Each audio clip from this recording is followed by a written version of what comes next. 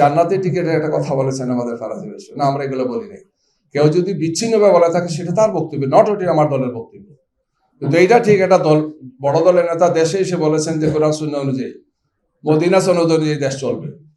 যাদের আদর্শ হচ্ছে সেকুলার, বৎসরে কোনোদিন তার এগুলো বলেন না, নির্বাচন আসলে কিন্তু এগুলো বলেন।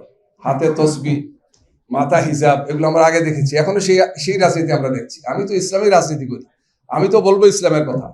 কমিউনিস্ট পার্টি করেন, জাসদ করেন আমার মুস্তাক ভাই, উনি তো বলবেন ওনার আদর্শের কথা, হোয়াই নট, আমি তো আমার কন্ট্রাডিক্টরি না এটা।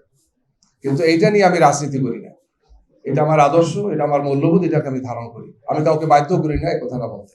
এবং এই সমস্ত আমাদের যারা দুই একজন বলেছেন, আমি ফ্র্যাঙ্কলি বলি, আমি জামাতের মিডিয়া বিভাগের দায়িত্বে আসার পর থেকে এগুলো স্ট্রংলি আমরা সাথে সাথে বলেছি, এটা আমার দলের বক্তব্য নয়। এ গ্রেড ক্লিংকারের কনফিডেন্স সিমেন্ট, বাংলাদেশের হৃদয় জুড়ে।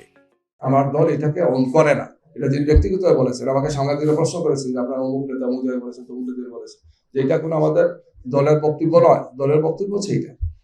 তো যাই হোক, এগুলাকে নিয়ে ট্রল করা হচ্ছে এবং এগুলাকে ইচ্ছা করে মানে আমাদেরকে ভিন্নভাবে চিত্রিত করার চেষ্টা করা হচ্ছে। আমি মনে করি যে আমরা রাজনৈতিক দল আমাদের আদর্শ অবস্থানে থাকবো, আদর্শকে আমরা তুলে ধরবো, আমাদের কর্মসূচিকে, কর্মনীতিকে মানুষের সামনে নিয়ে যাব, সেটা সুন্দরভাবে বিচক্ষণতার সাথে এবং পরস্পর প্রতি সম্মান এবং মর্যাদা রেখে।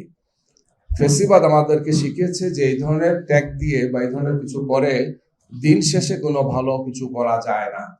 এই দেশ, আমাদের প্রিয় বাংলাদেশটি, আমাদের যে ভাইরা কথা বলেছেন, রাজনৈতিক দলের শীর্ষ নেতৃত্ব এখানে কথা বলেছেন, আমরা একটা সুন্দর বাংলাদেশ করতে চাই, যে বাংলাদেশে এই ফেসিবাদ বা একনায়কতান্ত্রিক ব্যবস্থা বা স্বৈরশাসক আর ফিরে আসবে না ইনশাআল্লাহ।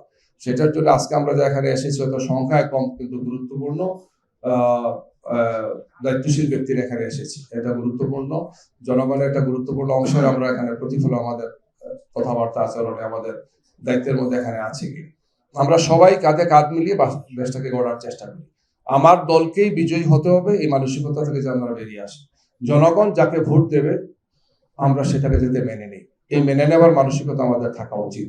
আমার ধারণা যে আমাদের জাতীয় রাজনীতিতে এই বিষয়টি আছে, আমরা এখনো এমন কোনো সীমা লঙ্ঘন হয় নাই যেটা উদ্বেগ এবং উৎকণ্ঠা তৈরি করতে পারে।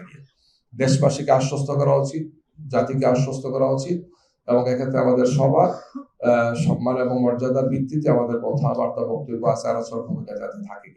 এক্ষেত্রে বিশেষ করে নির্বাচন কমিশনকে গুরু দায়িত্ব পালন করতে হবে।